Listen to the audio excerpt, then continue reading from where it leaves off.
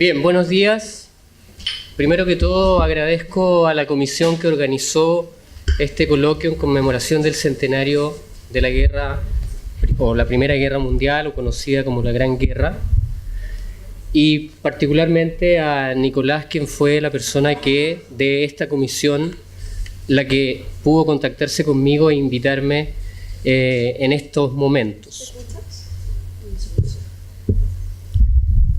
Y por otra parte, también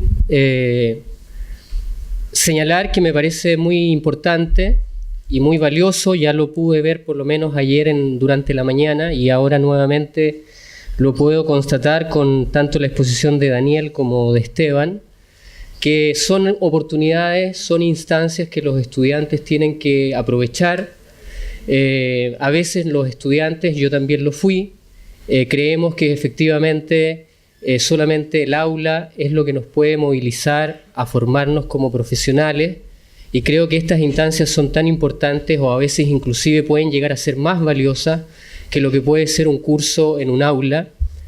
Y entonces desde ese punto de vista me parece que también eso hay que aplaudirlo, hay que valorarlo, y ojalá efectivamente eso en el futuro sea para todos los que están en esta sala y los que no están, por cierto, una oportunidad para crecer profesionalmente y no creer que todo se resuelve al interior de un aula de clases.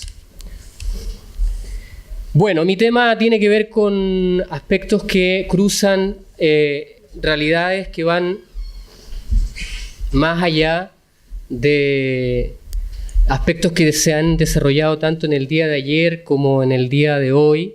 Creo que en algunos momentos hay algunos elementos que se van a poder justamente señalar e indicar como lo que escuchamos ayer e inclusive con lo que ahora se puede haber expuesto por parte de sus compañeros.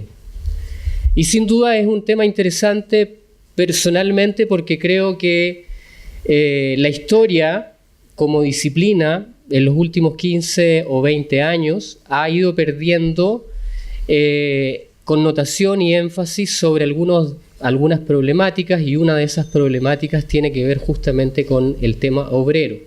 El tema obrero se ha descuidado en la historiografía tanto chilena, latinoamericana como mundial, y bueno, eso tiene diferentes raíces que no me corresponde analizar acá y que quizás lo podemos dejar para ya el momento del coloquio, que efectivamente es lo que quizás más interesa también de la parte de este evento, y por lo tanto por eso también voy a tratar de considerar como máximo los 30 minutos de exposición que se me ha señalado e indicado que tengo para poder exponer. Por lo tanto, eso es un tema que, si bien no lo voy a poder enunciar porque daría para otra exposición, claramente la historia del movimiento obrero está al debe en los últimos 20 o 25 años, porque hoy día estamos con o los estudios postcoloniales o los estudios en el fondo de la historia social o de la microhistoria, y entonces en definitiva esos mismos estudios de alguna manera han hecho que emerjan, y que por cierto está muy bien, nuevos sujetos históricos para ser historiados, pero también eso ha ido en el fondo en desmedro de lo que fue una corriente muy importante dentro de la historiografía, como fue el movimiento obrero, sobre todo para los años, yo diría, entre 50 y los 80 del siglo XX. Bueno, el movimiento obrero internacional yo le puse guerra, revolución y paz porque voy a tratar de enfrentar el tema con lo que requiere obviamente una síntesis muy apretada en estos pocos minutos que me quedan, de estos tres, yo diría, ejes que van a estar presentes en una discusión que se va a mover previo a la guerra y hasta posterior a lo que va a ser conocido como la posguerra. Y por eso que entonces en el fondo esos tres indicadores voy a tratar de enfrentarlos en un primer momento solos, pero que luego voy a tratar de integrarlos finalmente.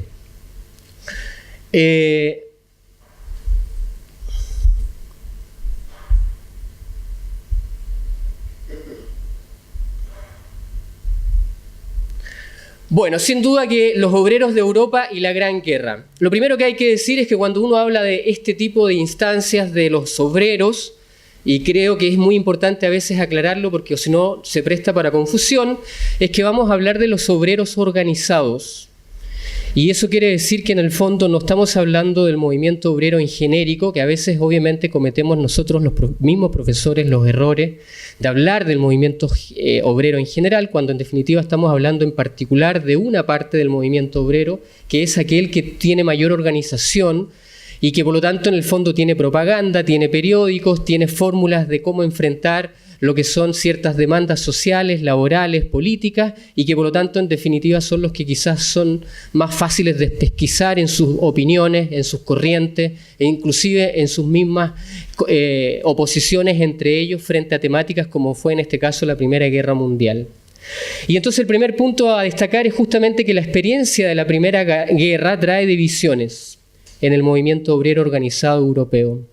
No hay una sola posición. Hacia 1913, 1914, que ya se prevé que va a haber una conflagración a nivel por lo menos de las potencias del centro de Europa, ya hay efectivamente una división dentro del propio movimiento obrero europeo. Y en ese sentido también quiero ser muy claro de que esto obviamente enfrenta mucho más a las posiciones de los obreros de Europa que a los obreros de Latinoamérica, y ya hablaré de los obreros de Latinoamérica cuando corresponda. Pero hasta este momento los obreros de Latinoamérica en definitiva pueden discutir en sus periódicos el tema de la guerra, pero no tienen ninguna incidencia en lo que va a ser la formación de un plan antiguerra o un plan en el fondo proguerra de los obreros de Europa.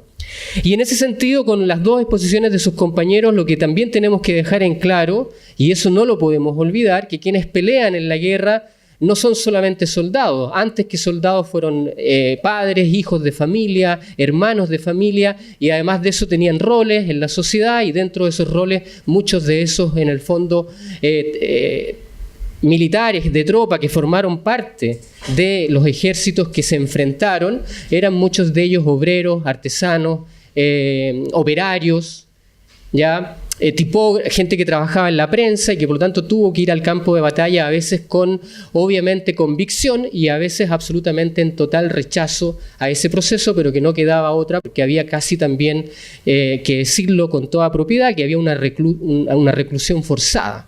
Y entonces, en definitiva, tampoco podemos olvidar que la discusión también pasa por decir que, así como hay obreros que pueden discutir en un congreso, que pueden discutir en una instancia, si hay una posibilidad de instalar una idea de paz y otros de instalar una idea de guerra, hay también obreros peleando en el frente de batalla, donde esos discursos, donde esas acciones que se pretenden llevar a cabo, ni siquiera pueden considerarla como parte de su cotidianidad en lo que es en el fondo, en este caso, en la trinchera, tal como lo han expuesto sus compañeros, porque están más en el fondo disponibles para pensar en cómo sobreviven, en cómo enfrentan al enemigo o cómo en el fondo se escapan de todo ese proceso salvaje que es esta gran guerra.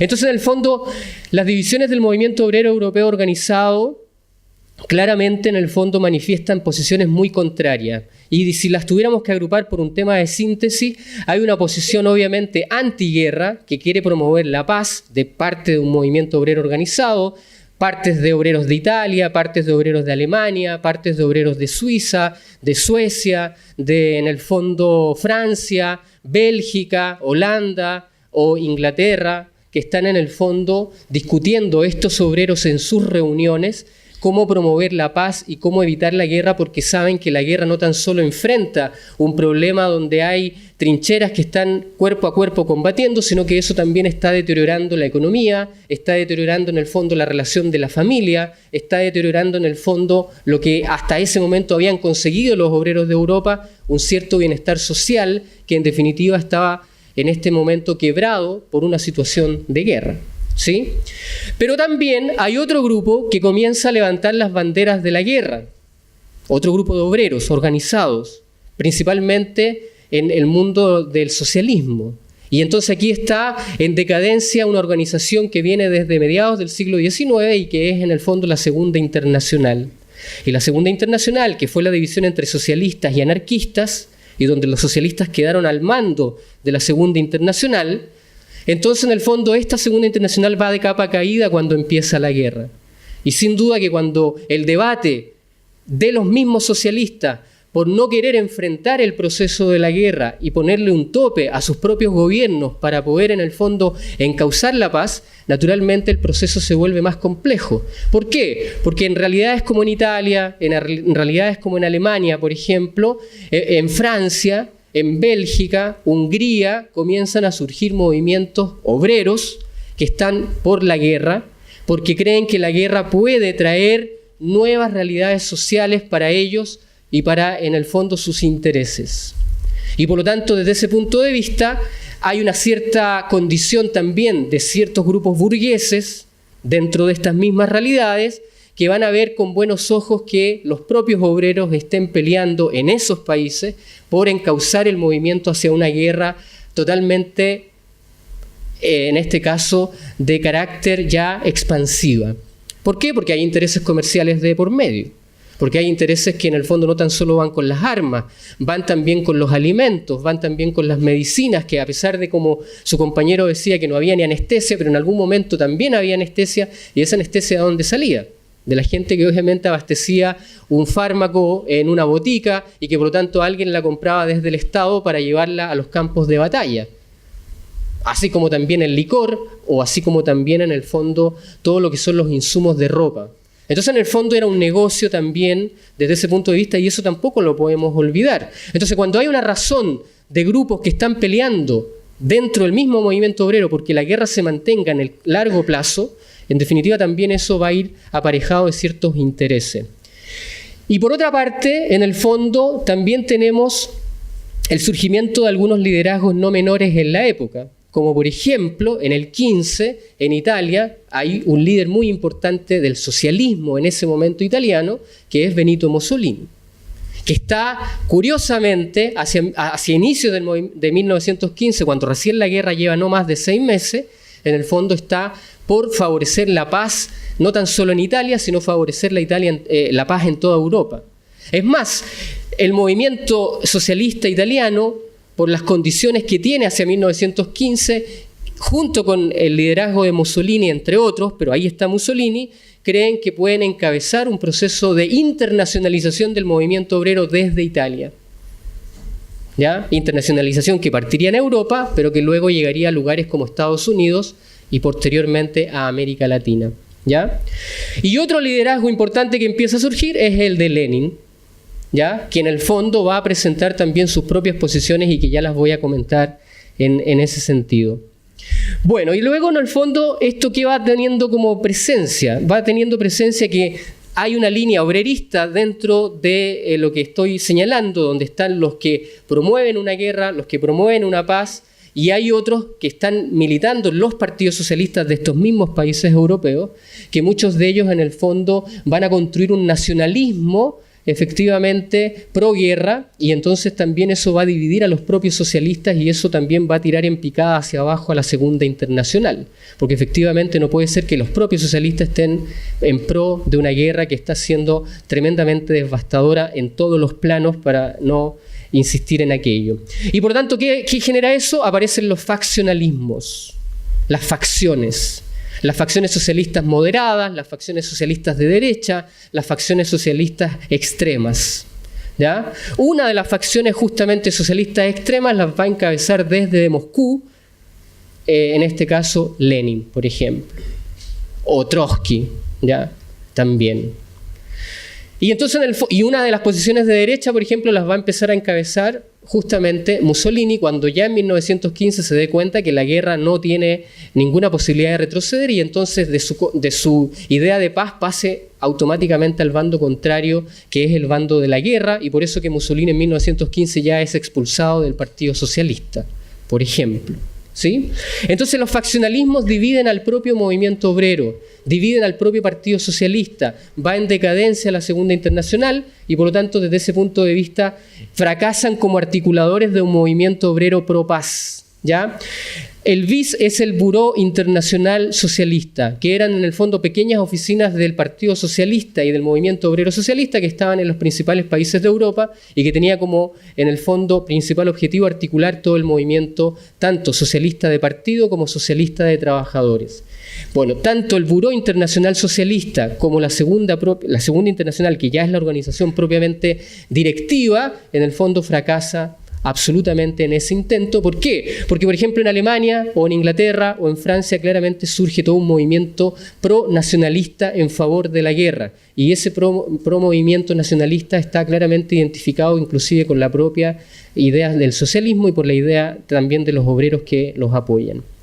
Por eso que vamos a llegar a septiembre de 1915 y está la conferencia de Zimmerwald, que es una conferencia que está en Suiza, es una localidad de Suiza, y en el fondo ahí 42, 43 delegados de distintos países de Europa van a discutir que efectivamente esa no es la guerra del mundo obrero y que están en contra del socialismo, que en el fondo promueve esa guerra, tanto de partido como de organizaciones obreras, están en contra efectivamente del socialismo burgués e inclusive están en el fondo por tratar de generar todas las condiciones para aproximar las posiciones y llevar a cabo la paz.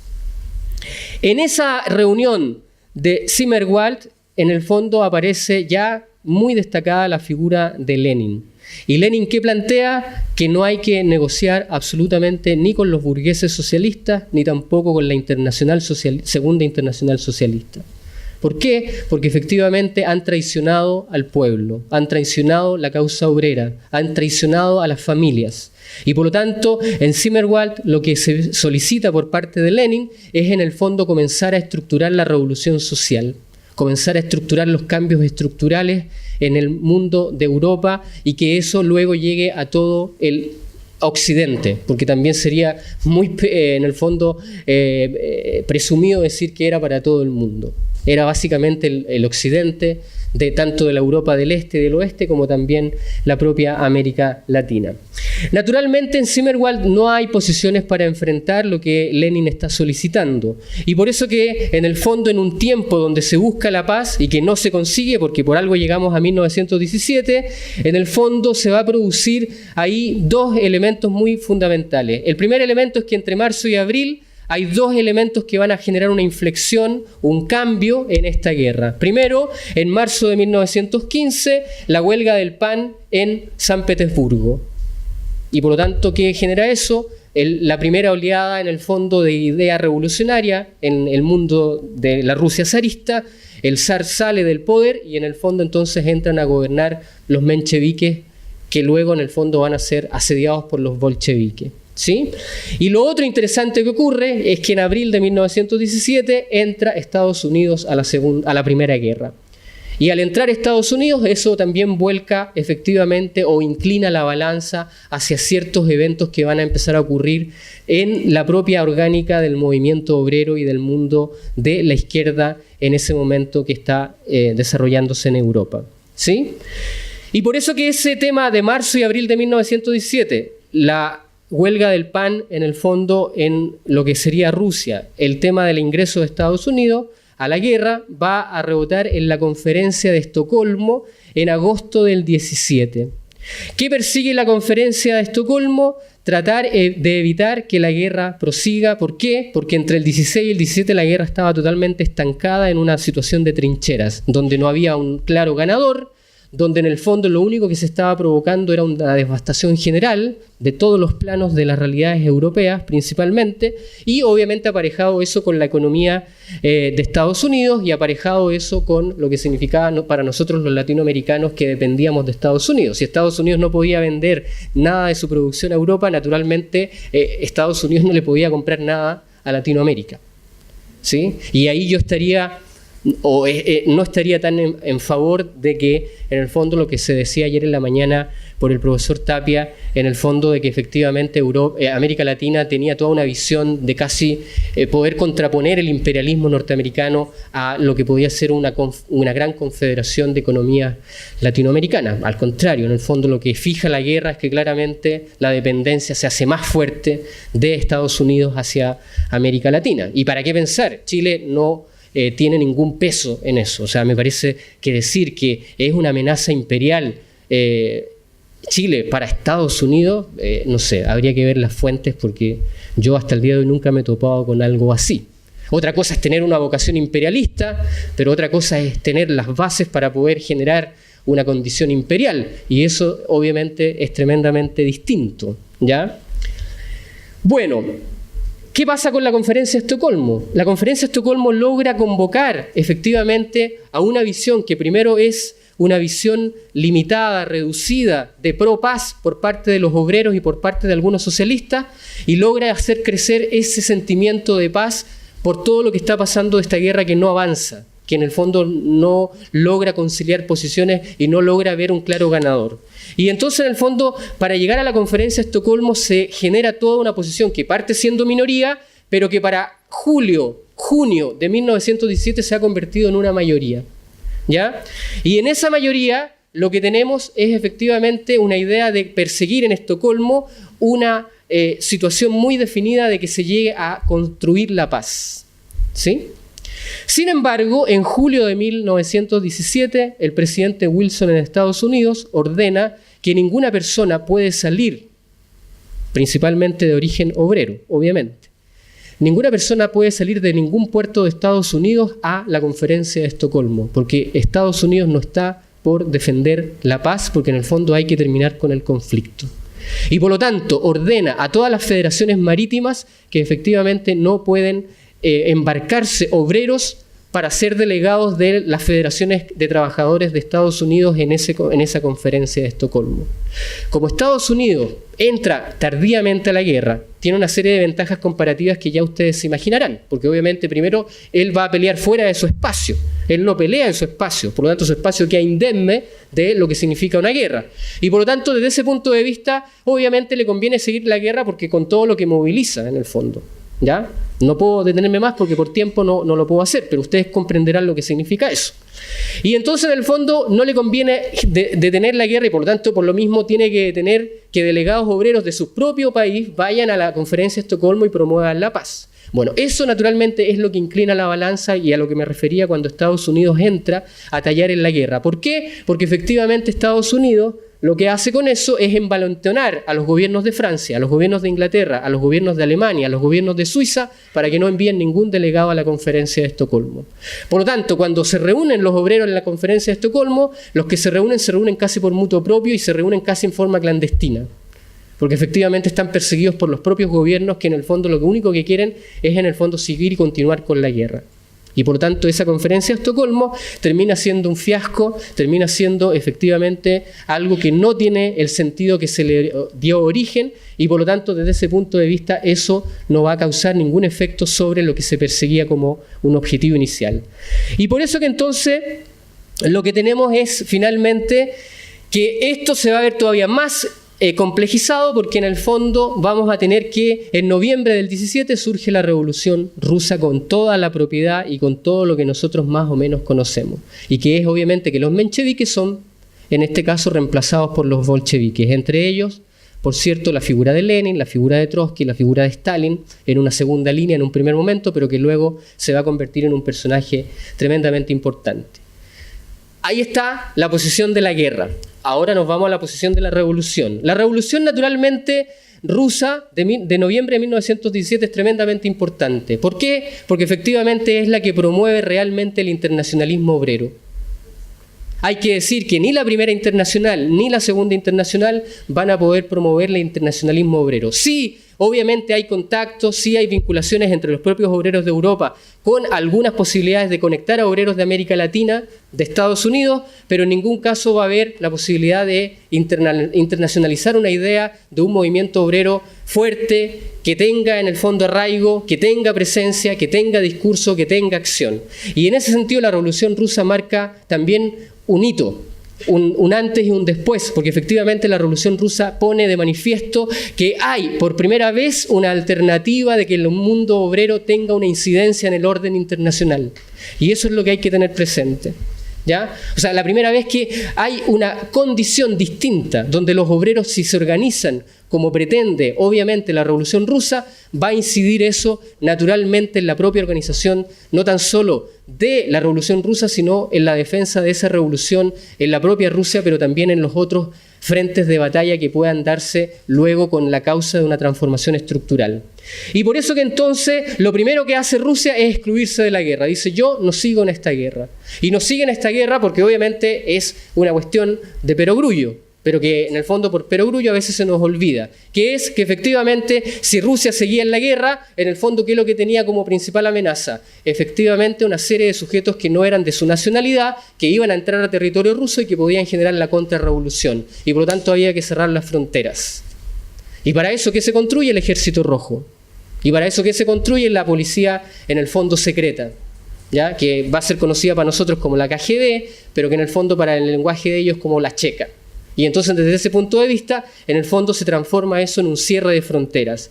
Y por otra parte firma un tratado unilateral con Alemania para efectivamente decir nosotros no tenemos problemas con ustedes. Y por lo tanto cerramos fronteras y nosotros nos distanciamos de este proceso. ¿Eso qué le garantiza y qué le asegura a Rusia? Efectivamente poder encauzar su proceso revolucionario y poder expandirlo.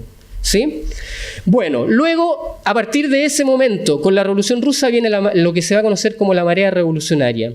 Ya está terminando la guerra y por lo tanto Alemania, Austria, Hungría, Bulgaria, Polonia, Francia, Inglaterra, Italia solicitan todos los trabajadores un nuevo orden social en cada uno de sus países. Hay grandes protestas, grandes manifestaciones, los gobiernos se ven totalmente amenazados, ya no tan solo ahora por el término de la guerra, sino porque tienen a cientos de miles de obreros en las calles pidiendo seguridad social, contrato de trabajo, departamentos del trabajo del Estado y por lo tanto lo que va a ser la primigenia construcción del estado de bienestar. ¿Qué es lo que nos dice todo esto? Que empieza el inicio de la crisis del liberalismo. Y por lo tanto, esa modernización, que también la escuché hablar ayer, comienza a caerse a pedazos. Porque efectivamente los trabajadores de todos estos países, alentados por el cambio de la Revolución Rusa, en el fondo le muestran al mundo que el liberalismo fracasó como proyecto. Eso que se prometió en 1770, 1780, de que el progreso le iba a llegar a todos y que iba a chorrear y que por lo tanto en algún momento todos se iban a ver beneficiados por el liberalismo, el progreso y la modernización, ya en este momento, en 1918-19, es el inicio del fin, el cual se va a prolongar hasta el 33, 34, 35, cuando empiece a detonarse nuevamente otra conflagración de tipo mundial. Y que para el 38 y el 39 nadie va a discutir que el liberalismo ha muerto como posición. Y por eso que hoy día hablamos de neoliberalismo. ¿Sí? Bueno, ¿qué llegamos a establecer? La conferencia de Berna. En febrero del 19, con todos estos cambios, Rusia, la revolución, la marea revolucionaria, y entonces llegamos a Berna, también una ciudad de Suiza, donde los obreros y los partidarios de la paz refuerzan los resentimientos ideológicos. No quieren nada con el socialismo, porque lo encuentran un socialismo vendepatria, así lo dicen tal cual, todos los documentos, es un socialismo vendepatria, un socialismo chauvinista, y ese socialismo nosotros no lo queremos. Y por lo tanto, en el fondo, le exigen a los líderes del movimiento obrero alemán que pidan perdón, porque efectivamente ellos también fueron cómplices de la guerra. Y el movimiento obrero alemán en esa conferencia de Berna le pide perdón a todos los obreros y se compromete a no efectivamente causar otra guerra, lo cual obviamente no se pudo cumplir, porque años después Hitler encabeza el nacionalsocialismo. ¿Sí? Y bueno, lo que pasa en esta conferencia de Berna es que la comisión de los obreros, los delegados obreros que llegan a esta conferencia, hacen en el fondo caso absoluto a los 14 puntos de paz y por lo tanto en el fondo asumen el Tratado de Versalles a plenitud, lo respaldan, lo apoyan y una de las quizás instancias más importantes de lo que se va a apoyar es la creación de la Sociedad de Naciones para que se resguarde la paz en el mundo. Dentro de la Sociedad de Naciones hay una organización muy importante y que va a ser la Organización Internacional del Trabajo, ¿sí? A la cual me voy a referir en muy poquitos minutos porque ya estoy casi en el tiempo. Bueno, en marzo de 1919, y aquí hay un hito entonces fundamental, Rusia se da cuenta que para poder internacionalizar, defender la causa obrera mundial o internacional, en el fondo tiene que promover lo que es una tercera internacional, que va a tener un apellido ya no socialista, sino ahora comunista. ¿Sí? ¿Por qué? Porque en el fondo el Partido Comunista de Moscú toma las banderas de la revolución, no tan solo en Rusia, sino la revolución en todo el mundo. A esa altura, América Latina naturalmente tiene un movimiento obrero totalmente fragmentado. tiene un movimiento obrero en ciernes en algunos lugares, en otros más elaborados. Los más elaborados, por ejemplo, Argentina. Ya Argentina hacia 1919 ya tiene orgánicas muy potentes, muy fuertes, donde ya desde Moscú empiezan a interesarse por lo que está pasando ahí. Ahora, naturalmente no es algo propio de Argentina, sino es propio también de una corriente migratoria que trajeron desde Europa hacia Argentina ese movimiento y que obviamente alimentó y asusó a los propios obreros de nacionalidad argentina, pero también los propios migrantes que vivían ahí, a desarrollar todo este proceso. ¿Sí? Por lo tanto, la Tercera Internacional, creada en marzo de 1919, va a ser tremendamente importante porque va a promover la lucha totalmente de clase a clase, ¿ya? Clase contra clase, ese va a ser el discurso, y en el fondo promover los nacionalismos revolucionarios, lo cual había sido de alguna manera escrito ya por Lenin en 1916, 1917, porque él decía, para poder provocar una revolución inicial en un país hay que crear un nacionalismo revolucionario, que significa que yo tengo que defender los intereses primero de mi realidad, en el fondo nacionalizar la banca, nacionalizar los recursos, nacionalizar en definitiva todo lo que son los medios y los modos de producción. Para producir eso, puedo producir luego la revolución internacional y apoyar la causa internacional. Bueno, aquí una foto que me parece fundamental y que habla justamente de las conexiones de la Internacional Comunista que ya empieza a tener en América Latina. 1922, Luis Emilio Recabarren. Luis Emilio Recabarren, que está al centro, participa en el 4º Congreso de la Internacional Comunista en Moscú en agosto de 1922. Y aquí lo vemos en una foto en Moscú, rodeado de algunos obreros de, en el fondo, Europa, Estados Unidos, junto con Yoldi, que está abajo, que casi está rozando ahí en la foto, aquí a mano derecha, en el fondo, que es el argentino que ha formado el Partido Comunista en Argentina, Yoldi, ¿ya? Ahora, y perdone un minuto más, pero en el fondo, ojo con el tema de Recabarren, porque Recabarren claramente es un personaje que si bien llega a Moscú en 1922, o sea, a 3 años de haberse creado la Internacional Comunista, lo que no es menor, y es un dato de la causa que nos demuestra que efectivamente sí a Moscú le interesaba América Latina, porque uno de los grandes rollos que hemos tenido en nuestra historiografía es que se dice en las historias obreras de los 50, 60, 70 y 80 que a América Latina nunca le interesó a la Unión Soviética. Y efectivamente, cuando yo por lo menos he tenido la suerte de revisar el archivo del Partido Comunista de Moscú, he tenido la posibilidad de revisar el archivo en el Fondo de Historia Social y Política ruso, que se abrió después del año 93 y 95 con la caída de la Unión Soviética, en el fondo claramente América Latina fue de interés para la Unión Soviética. Quizás no del interés que tuvo para China, para India, porque ahí habían 2 focos muy importantes, era el imperialismo inglés y el imperialismo francés, el imperialismo japonés el que estaba en esas tierras, y por lo tanto para Rusia era su principal amenaza porque además geopolíticamente los tenía al lado. Obviamente América Latina lo tenía muy lejos, pero también le interesaba porque le interesaba el internacionalismo obrero y difundirlo también acá. Pero digo que ojo con lo de Recabarren porque me parece que en el fondo nuestra historiografía, y quizás lo podemos dejar para el coloquio porque tengo una imagen que ya creo que no voy a alcanzar a ver, porque en definitiva me genera problemas cuando a Recabarren se le ve como, lo voy a catalogar tal como lo ha dicho la propia historiografía, no son ni siquiera palabras mías, como el apóstol del socialismo chileno.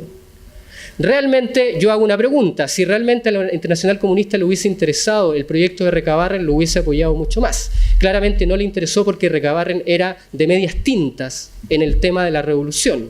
Tenía un discurso revolucionario, pero su acción no era propiamente revolucionaria. Y eso es tremendamente discutible y tremendamente complejo de señalar. Y por último, la paz, y esto es muy rápido. En 1919 se crea la Organización Internacional del Trabajo. ¿Qué busca la Organización Internacional del Trabajo? Conciliar el capital y el trabajo, en una fórmula que es la que es en el fondo el lema de la Organización Internacional del Trabajo, por la paz y la justicia social.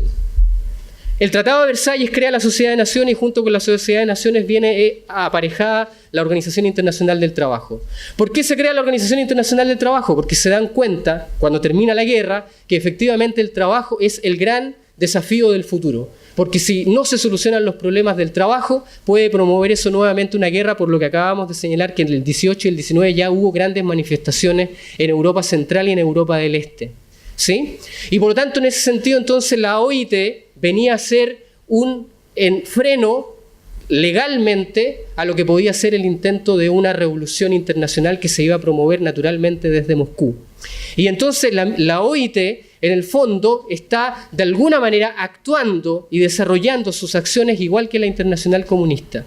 No me puedo detener en eso, pero les puedo decir, porque también tuve la posibilidad de estar en el archivo de la OIT en Ginebra y revisar documentación que muy pocos en el fondo, no por presumir, sino porque lo digo porque nos da nuevas luces, nos alimentan nuevas miradas y nuevas perspectivas de la historia, lo digo por esa razón. Cuando uno mira el archivo de la OIT se da cuenta, por ejemplo, cómo la OIT construyó toda una orgánica funcionaria, una burocracia y una administración igual que la Internacional Comunista, donde tenía corresponsales en cada uno de los países, donde tenía emisarios oficiales y tenía emisarios extraoficiales que venían a recoger información a cada uno de los países de Latinoamérica o de Europa y que luego llegaban, toda esa información llegaba al buró, como se conoce, o a la Oficina Internacional del Trabajo, y por lo tanto con eso se llegaba a los congresos internacionales del trabajo, y en los congresos internacionales del trabajo, que eran tripartitos, Estado, empresa o capital y trabajadores, en el fondo la OIT llegaba con toda la información de los salarios, de las organizaciones de huelga, de las manifestaciones, de los principales liderazgos, de las principales corrientes, porque sus corresponsales habían conseguido toda esa información para llegar al Congreso, o sea, a las conferencias internacionales del trabajo y llegar con mucha disposición de información. Y por tanto no era una institución aséptica, era una institución que estaba obviamente buscando la promoción de la paz, pero también tratando de contener la idea de la revolución, ¿sí? No es casual que la Unión Soviética no haya podido entrar a la Organización Internacional del Trabajo en estos primeros años. No es casual que México no haya podido entrar a la Organización Internacional del Trabajo por su revolución y porque hasta 1923-24 no tiene todavía saldado qué pasa con su revolución, ¿sí? No es casual que Estados Unidos no haya entrado a la Organización Internacional del Trabajo hasta recién el año 34 porque en el fondo hasta Estados Unidos tenía dudas de que la OIT fuese realmente un organismo internacional de la Sociedad de Naciones que fuese capaz de contener el avance de la revolución.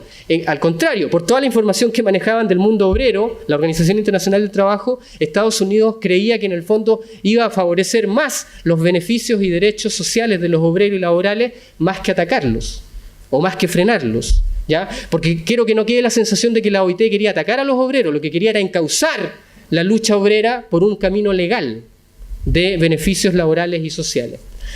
Bueno, pero ¿qué vamos a tener? Y con esto termino.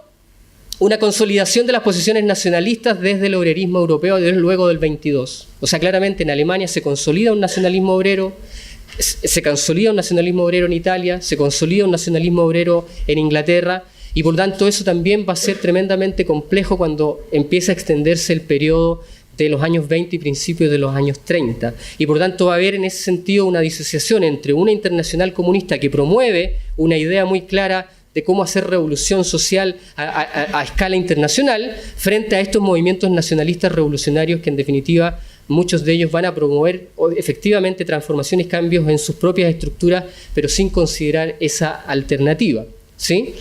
Y por último, el obrerismo panamericano. Claramente todo esto tiene un efecto, y el efecto no es menor en el obrerismo panamericano. ¿Por qué? Porque, por ejemplo, Estados Unidos se da cuenta de lo que empieza a pasar en Europa, se da cuenta con lo que está pasando con la OIT, y logra en el fondo también encauzar al propio movimiento obrero en una relación que efectivamente lo va a llevar a establecer desde Estados Unidos, con apoyo de algunos países de Centroamérica, del Caribe y principalmente de México, construir la Confederación Obrera Panamericana, que lo que busca con eso es tener también una posición regional frente a todos estos problemas.